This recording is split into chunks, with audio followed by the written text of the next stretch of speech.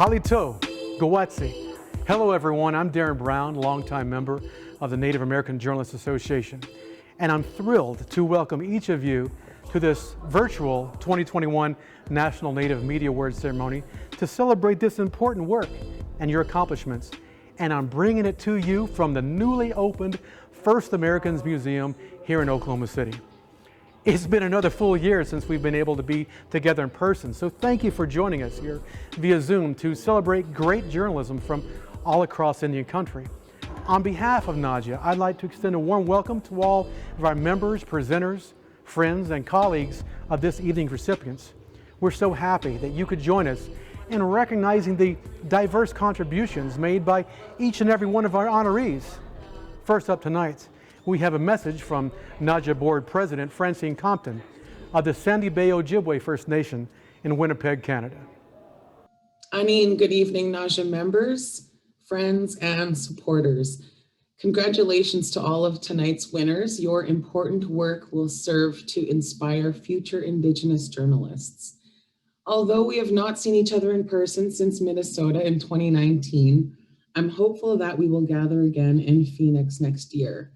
As outgoing NAJA president, I want to thank the board, the hardworking staff, and all of you for your support for our successes this past year and as we move forward by expanding our membership, providing more programs for members, and holding the media accountable for their mistakes. It has been an honor to serve you, and I look forward to all the future work that the board will be doing. Kichimiigwech. Thank you, Francine. We'd also like to thank each of our sponsors and funders for their continued support of NAJA. AARP, Craig Newmark Philanthropies, Democracy Fund, Ford Foundation, Gannett Foundation, Google News Lab, JSK Journalism Fellowships at Stanford, Knight Foundation, Oklahoma Media Center, San Manuel Band of Mission Indians, SPJ Foundation, Tegna Foundation, the Commonwealth Fund, and Walton Family Foundation. Thank you, sponsors, for your support. Our first awardee is a Haskell Indian leader, this year's winner of the NAJA Elias Boutenite Free Press Award. Named for the first editor of the Cherokee Phoenix, this award recognizes a publication or media outlet that has shown dedication and commitment to upholding freedom of the press, information, and transparency in Indian country. The Indian leader was selected for its response and handling of former Haskell Indian Nations University President Ronald Graham's attempts to silence the student publication as the editorial staff was covering the university community. Graham issued a directive forbidding student journalists from routine news gathering. He later rescinded this directive. However, Editor-in-Chief Jared Nally and the Indian Leader newspaper staff spent months operating under the directive's initial demands that violated the First Amendment.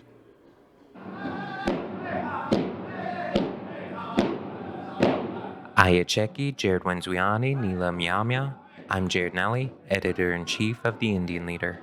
On behalf of the Indian Leader Association, I would like to thank the Native American Journalists Association for our selection as the 2021 Elias Boutenite Free Press Award recipient.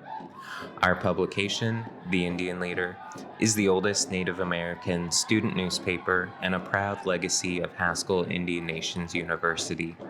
Today, we represent the continuation of that legacy, providing important coverage to our student body, alumni, and local community.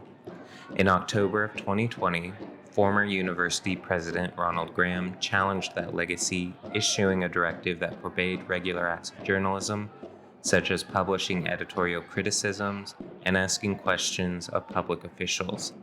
As advocates for free speech, NAJA, as well as the Student Press Law Center and Foundation for Individual Rights and Education, have helped and supported our publication in our continued pursuit for the return of free speech and expression to our campus.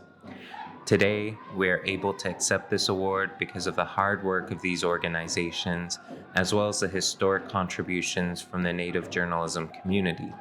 Among those historic contributions, we thank the 1989 Indian Leader editorial staff for establishing the benchmark for a free press on our campus, as well as providing a role model for our staff today to seek legal remedies for our abridged rights as they did with their settlement agreement. A Native free press is built on actions like these.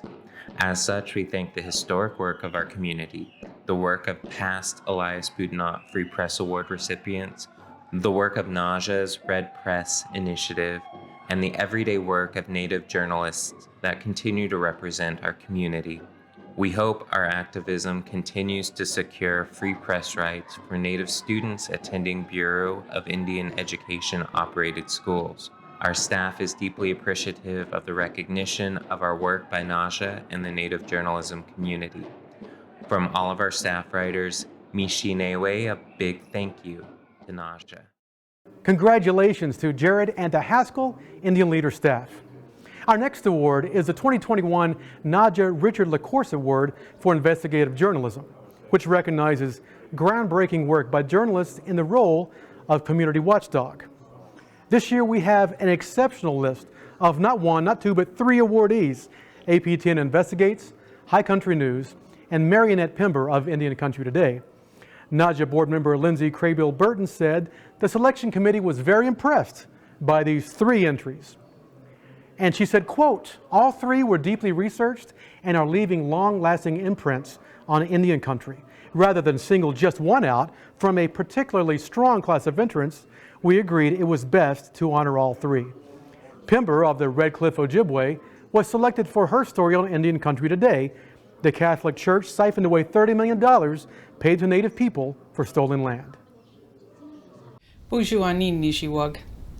I'm proud and happy to accept the Richard LaCourse Investigative Journalism Award.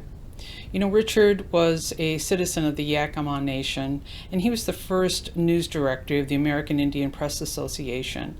He covered the Trail of Broken Treaties, Wounded Knee occupation, and many other important stories in Indian country. Richard had a passion for fact, accuracy, and truth. He inspired and mentored generations of Native journalists, including myself, always setting the bar high. I want to thank Alyssa Figueroa, former senior editor at Type Investigations, who oversaw my work that I did as part of the Ida B. Wells Fellowship. Many thanks as well to editors Kat Jarrett and fact checker Zoe Heisler, as well as editors at In These Times magazine for supporting the work and running the story. Congratulations to my colleagues at High Country News and the Aboriginal People's Television Network for their wins in this category. APTN Investigates was selected for coverage of the Death Report series that explores Canada's child welfare system and its impact on Indigenous children. The coverage was led by Cullen Crozier and Kenneth Jackson. Drin Gwinzi, Shorji Cullen Crozier Oji. My name is Cullen Crozier. I'm a video journalist and documentary producer with APTN Investigates. I want to start by saying how deeply honored all of us at APTN Investigates are to receive the 2021 Naja Richard LaCourse Award for Investigative Journalism. We would like to thank the Native American Journalists Association for all the hard work they do in promoting the representation of Indigenous journalists in mainstream media from across Turtle Island. We'd also like to acknowledge our fellow recipients this year for all the stellar work they've done. Congratulations. I share this award with my colleague Kenneth Jackson. Over the last 4 years now, Ken's work has focused primarily on the injustices facing Indigenous children and families in Canada's child welfare system. Ken really was the driving force behind a lot of the stories we produced last year, and I'm very proud of the work that we've done together. Now, this specific investigation began with the tragic deaths of 3 sisters in 2014. Sasha, Shania, and Arizona Bob all died by suicide within 7 months of each other. The sisters grew up in care of Wet'suwet'en Family Services. That's a First Nations-run child welfare agency in northwestern Ontario. The two-part documentary and subsequent online articles not only focused on the deaths of the three sisters, but also looked at the wider systemic issues facing Indigenous children and families in Canada's child welfare system. What we hoped these stories would achieve was to hold these systems and institutions to account, to break through the culture of silence and fear at federal, provincial, and First Nations-run child welfare agencies across the country, and to force them all to re-examine the ways in which they provide these essential services to our most vulnerable populations. In the course of our investigation, we discovered that 178 Indigenous children have died over the last 7 years with connection to Ontario's child welfare system. Of that number, 147 are directly tied to First Nations-run child welfare agencies. Through our reporting, we managed to highlight systemic failures and document experiences and struggles in a way that continues to be missing from mainstream media coverage. After we published, a number of families we reported on were reunited, policies were changed, and several investigations were launched. Those investigations are still ongoing, and our work is far from over. Finally, this story wouldn't have been possible without the bravery of Robin Lee Mathers, the last surviving sister of Sasha Shania in Arizona, as well as Autumn Windigo and the young boy we referred to as Daniel. Everyone we spoke with found the courage to hold these systems to account for the negligence and mistreatment they suffered, and we were deeply honored to be trusted with their stories. So again, on behalf of my colleague Kenneth Jackson and the team at APTN Investigates, I'd like to say thank you again and Masi Cho. The High Country News staff was selected for their reporting on the Land Grab University series, which revealed how land taken from tribal nations was turned into seed money for higher education in the United States. The team included Tristan Autone, Kaylin Goodluck, and Robert Lee, with contributions from Margaret Wickens-Pierce and Jeff McGee. Hi, I'm Bobby Lee, one of the authors of the Land Grab Universities report. I want to thank the Native American Journalists Association for selecting our investigation for the Richard LaCourse Award. It's really an incredible honor. The investigation that resulted in Land Grab Universities was a long time in the making, and it wouldn't have come together without the team that you see here and some of us that couldn't make it today. It was also an interdisciplinary project, combining investigative journalism with history, cartography, data visualization, photography, editing, and more. I really hope this recognition encourages similar investigative partnerships like this one. And I also hope it brings more awareness to the important but until recently neglected issue at the heart of the report, the fact that land-grant universities across the United States owe their existence to the resources expropriated from Indigenous nations, and have barely begun the process really of thinking about the historic unpaid debts they owe to Indigenous people. So thank you very much for this honor. Thank you, Nadja. It's a huge honor to be recognized, and thank you to all the judges for their time and their effort in reading our work and providing this wonderful recognition. Miigwech Nadja, we're so honored to be recognized and hope that it leads to continued dialogue on the issues. I'm Terrence Salinas, the fact checker on this project, and it was a tremendous pleasure to support the work of this incredible team. Thank you. I'm Kaylin Goodluck. I was the photographer for this project, and it's been such an honor to be a part of this amazing, inspiring team. And I really hope that this really shows what strong Indigenous reporting, investigative reporting can do. So thank you. I'm Jeff McGee, and I worked on the news application behind the project to help share the full data set collected as part of this investigation. And I want to say how much we appreciate Nadja's recognition, how much we appreciate the judges selecting this project, and we hope that we can continue to have impact with this reporting and reporting that might be inspired by it, and that our website continues to be a resource going forward. So thank you, truly. Recognizing our leaders and elders' contributions to the industry is another important part of Nadja's mission. Our next honoree is Tom Arviso, the 2021 Nadja Medill Milestone Achievement Awardee. This award honors an individual who has made a lasting impact on media to the benefit of indigenous communities and is given jointly by NAJA and the Medill School of Journalism, Media, and Integrated Marketing Communications at Northwestern University to celebrate responsible storytelling and journalism in the Indian country. Arvizo began his career with the Navajo Times in '83 as a college intern. He later worked as a sports writer, sports editor, reporter, and photographer. He was hired as a managing editor in 1988 and assumed the duties of editor and publisher in 1993. A staunch believer and advocate for the First Amendment and freedom of the press, he fought many battles with tribal government officials over editorial control and censorship of the Times. To seek independence from tribal government ownership, he lobbied and then convinced the Navajo Nation Council to approve the for-profit incorporation of the Navajo Times. The council voted in favor of this legislation in October of 2003, and just a few months later, the Navajo Times officially began operation as the Navajo Times Publishing Company, Inc., and it has operated ever since as an independent business and an award-winning newspaper. May of this year marked the start of his 36th year at the Times and his 17th year as the CEO publisher of the Navajo Times Publishing Company, Inc. He's a proud lifetime member of NAJA, where he served on the board of directors as vice president, treasurer, and a board member from 1994 to 2000. In '97, NAJA presented him with the prestigious Wasaha Award for extraordinary service to Native journalism. He was the first full-blood Native American to be selected for John S. Knight Fellowship in Journalism at Stanford University. Arvizo has served on the board of directors of the Arizona Newspapers Association, Associated Press, Media Editors, and Unity Journalists for Diversity. He's also employed, trained, and guided numerous Native students over the years. Please give a virtual cheer for Tom Arvizo, your 2021 NAJA Medill Milestone Achievement Award winner. Well, good afternoon, all my my friends, my brothers and sisters out there in Indian country. My name is Tommy Arvizo Jr.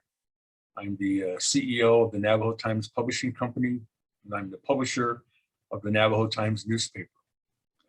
Kohane Yenshle, Aiskiri Bashichin, Kabahe Deshiche, Setna Bithni Deshinala. I am of the Tohono clan, which is the near to water clan. And I was born for the Aiskiri clan, which is the Sagebrush Hill people. That's my dad's side. And then my grandpa on my mom's side is Kabahe, and that's the Water's Edge clan. And my grandpa on my dad's side is Setna Bithni, and that's the Sleep Rock people clan. And that's who I am.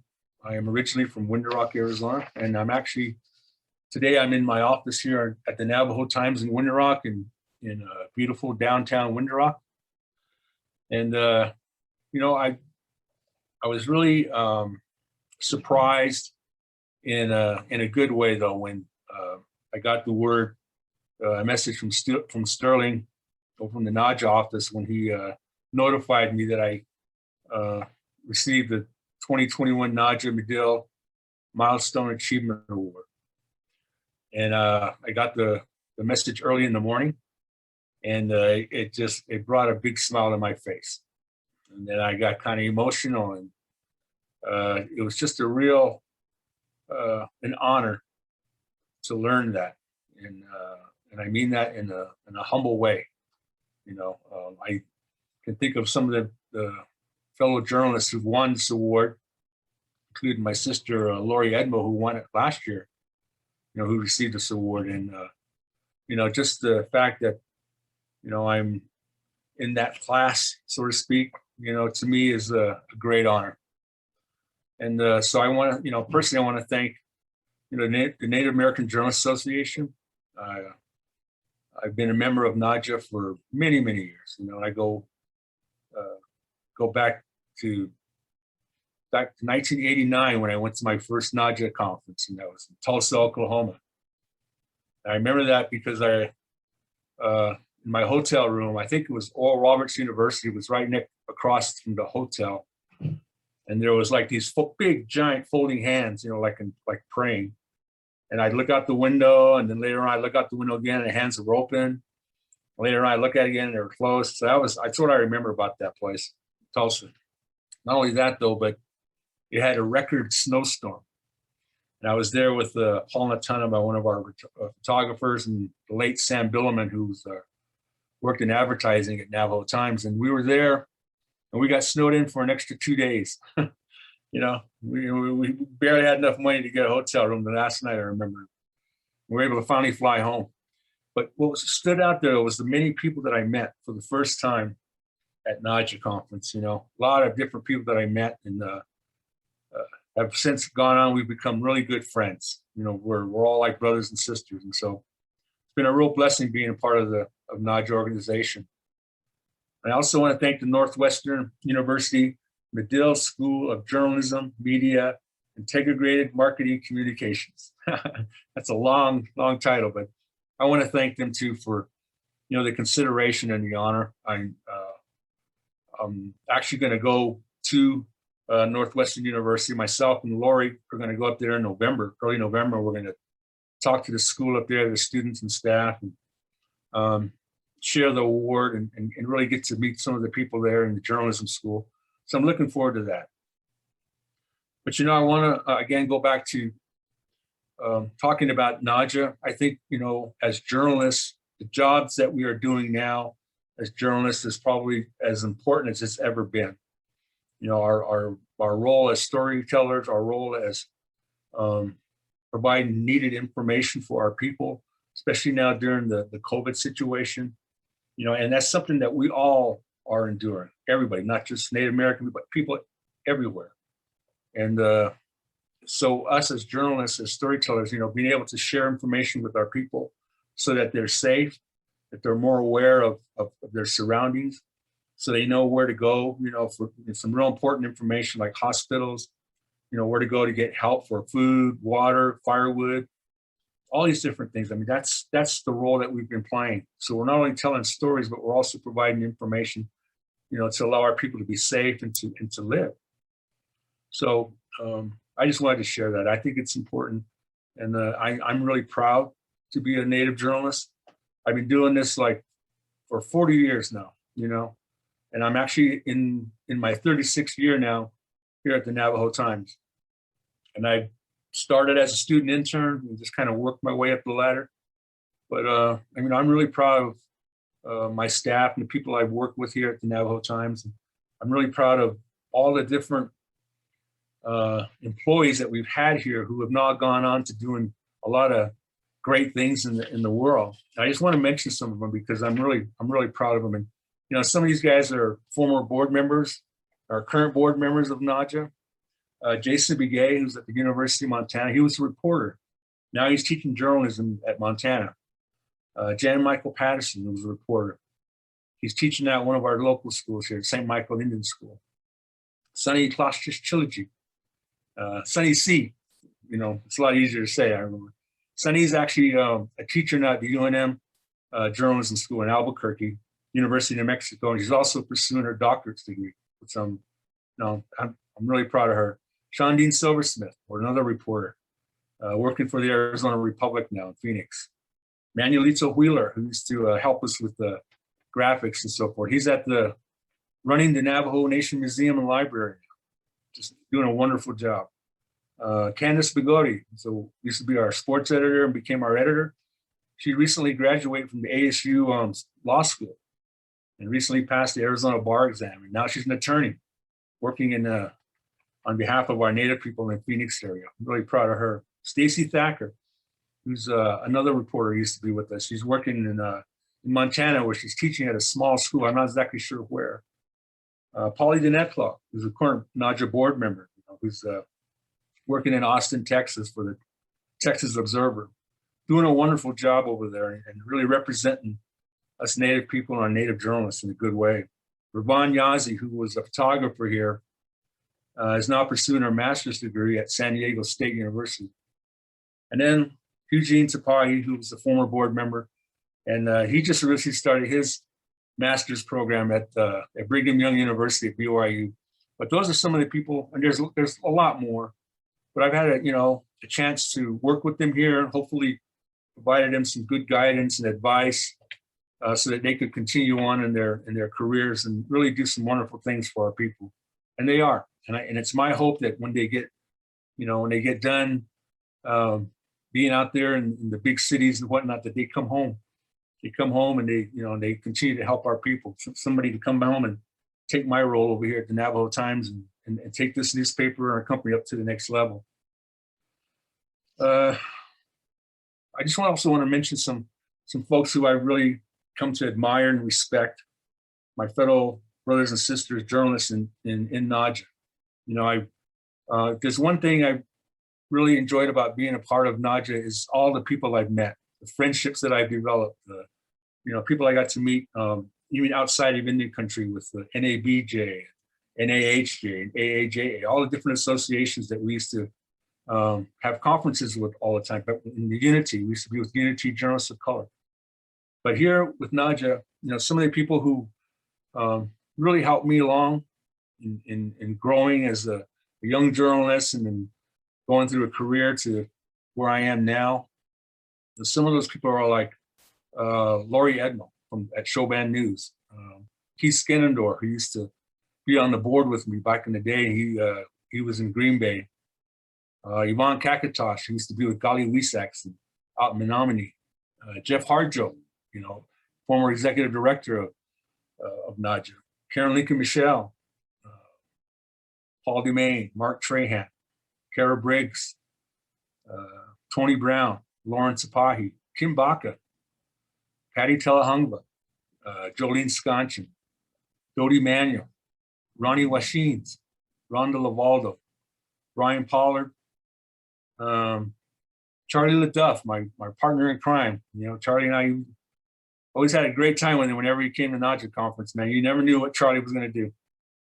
Patty Lowe, Marionette Pember. These were people that I served on the boards with and I got to be really good friends with. And I'm really, proud to be able to hopefully be called their friend. And then I also want to remember my late sister, Minnie Two Shoes, and my brother, Richard LaCourse, and my good buddy, Charlie Hill. Charlie used to come to our conferences all the time and put on a show and just make all us laugh and really enjoy and love each other, And I miss those guys. So I'm looking forward to us getting together, hopefully next year in Phoenix. Everybody come for a NAJA conference. We can get that going again. Because it's really a great time to see old friends, make new friends, and then also just get together and, like I said, just really support one another, love one another. It's important. I'm at a point now in my career in life where I'm, I got a few more years here at the Navajo Times, and then I'm going to pass on the leadership to someone else. And, I just feel like we're at a point now where, what we do as journalists is changing so much, but yet, some of the real core values of what we do as journalists is still so important about being honest, being ethical, being fair, and being good to ourselves. The jobs that we have can be really stressful at times. And so it's good for us to laugh. It's good for us to cry. It's good for us to just be people. There's a lot of people out there that don't know that journalists are humans as well. Editors are human people, and so, that's what we need to do. So when we get together in Phoenix next year, give all of you a big hug, shake your hand. And again, thank you to all of you. Thank you so much for this award. I am really humble, and I'm proud, and I'm happy. So thank you. I'll see you soon. I'm going now. Congratulations, and thanks again to Tom and Medill. Now we want to recognize you, the ones who do this important work every day, our 2021 National Native Media Awards division winners. This year we received 731 entries and selected winners in 34 categories. We've compiled a short sample of some of our award-winning multimedia coverage, and we hope you enjoy looking back on some of the work you did this past year. Again, I want to thank all the workers that are here. This really isn't exciting, the topping off, putting that last beam up, and then from there closing everything up. So Again, thank you all for being here this morning. And with that, God bless you all. Thank you. So today was our steel topping out ceremony. Ultimately, the goal of our contractor and their team has been focused on structure and enclosure. So the structure that you see behind us is mainly cast-in-place concrete, masonry, and structural steel. So today was the milestone of placing the last beam of the structural steel component of that. So it's a very nice milestone for us. It allows some subsequent activities to begin. What we want to have is a one-stop shop where people can come and get all their cares met. I think it's going to be a wonderful place for people to come and have world-class care and for themselves and also their families. Being in Navajo gives you an identity. It gives you purpose in life. Living in the shadow of a sacred mountain, a father must reconcile his beliefs with the need to provide for his family. We're caretakers of the land. We don't just take and take without giving. His daughter struggles to find her own path. Ever since I was a kid, I always felt different. I always find my way somehow. An intimate family portrait weaves together spirituality, culture, and connection to the land. Please do not forsake me, Mother Earth. The Blessing on America Reframed.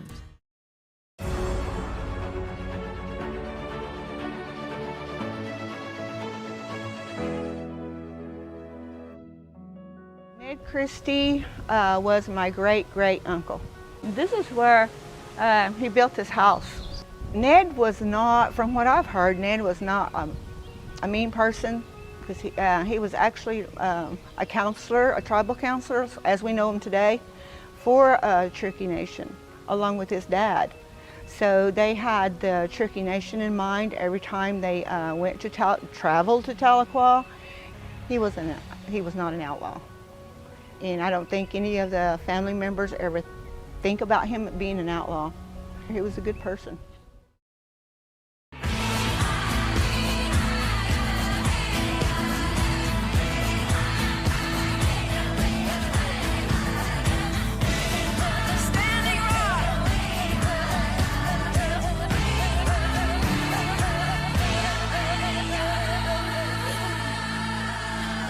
This is Indian Country Today. We have a guest today on Earth Day, and he knows a little bit about what it's like to be socially isolated and far away from family and friends. Our guest today is John Harrington, and John is an astronaut. He's also a Chickasaw tribal member. And then in the space station, in the space shuttle, what's outside the walls is what can kill you. And so what you have to do is really mitigate the risk to you by, practicing your work, what you're going to do. When you go outside and do a spacewalk, be very careful, be very diligent. Don't go rambling around and do things because you can get hurt. And I put that into the exact same perspective here. I just look at the doorway for her to come in.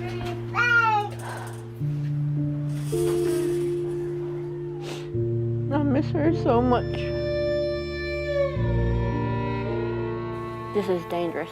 It's a dangerous virus that comes going around. The virus took the baby away from me. By the time I woke up, the whole world was shut down. In the back of my head, I was thinking, I won't catch it. I won't catch it. It's far away from me. To say that we are living in third world conditions in America is true in a lot of senses. What you have is a community that is set up to have, unfortunately, worse outcomes because of chronic underfunding of the health systems. They have a federal responsibility. There's never enough funding that has crippled our response to the pandemic. We were protecting our elders and protecting our culture and everything that is sacred to us. Alcoholism, drug addiction, suicide, diabetes. These are modern-day monsters that are plaguing our people. Now we have a new monster, COVID-19.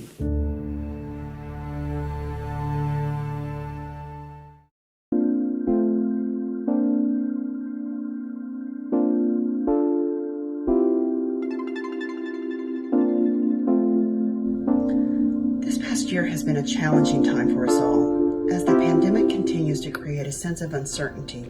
As journalists, you have been a trusted connector of vital information and resources, while being a beacon of light for so many throughout Indian country. More than ever, our local citizens have relied and looked towards you, a trusted source of information, resources, and inspiration.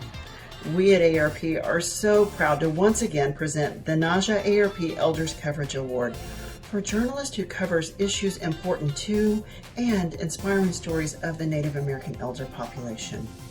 At ARP, we value impact, innovation, humanity, empowerment, and honesty. And this year's 2021 NAJA ARP Elders Coverage Awardees radiate these values. To our winners, Marissa Johnson, Otham Action News, Rosemary Stevens, Cheyenne Arapaho Tribal Tribune, and Sunny Claw-Cheschilgi, thank you for shining a light on issues vital to our Native American elders and being true storytellers of our elders' inspirational journeys. Mado.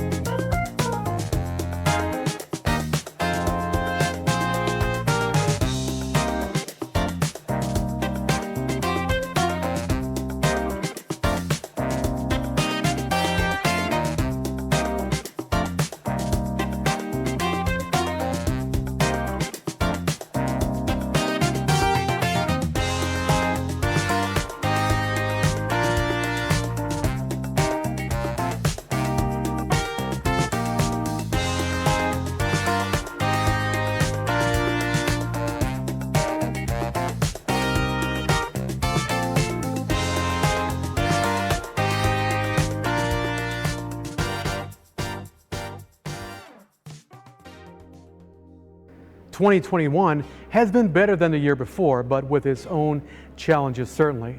Still, you all came through with great success, and on behalf of the Nadja family, let me say congratulations and keep up the great work that you all do. I said earlier that it's been too long since we've been together, so let's fix that in 2022. Please stay safe, and I look forward to seeing you all again for real in Phoenix. Yako Ki.